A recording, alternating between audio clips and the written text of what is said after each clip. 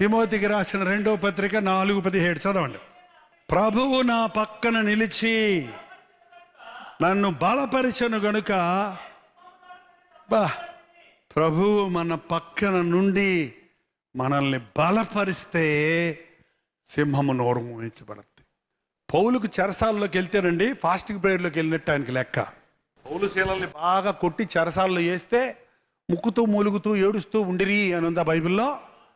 పాటలతో కీర్తనలతో ప్రార్థించుతూ ఆ రాత్రి వారు దేవుణ్ణి స్తుతించినప్పుడు ఆ చెరసాలలో గొప్ప అద్భుతం జరిగింది. ప్రార్థన పరము నుండి శక్తిని భూమికి దింపుతుందండి.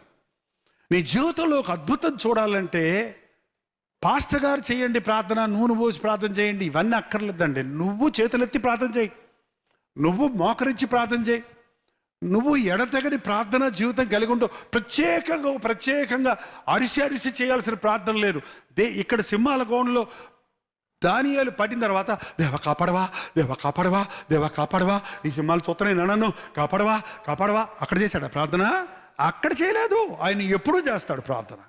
ఎప్పుడూ చేసే వాళ్ళకి ప్రమాదం వచ్చినప్పుడు గించుకోవాల్సిన అవసరం లేదు.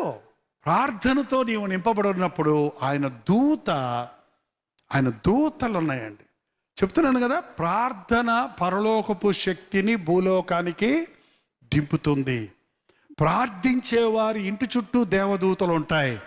ప్రార్థిస్తున్నప్పుడు దేవుడు తన దూతను పంపి నన్ను సింహాల నోళ్ళు మూయించాడు. అలాగే శద్రకు మెషకు అబేద్నెగోలు ఒకసారి చూసేది పక్కన 3:24.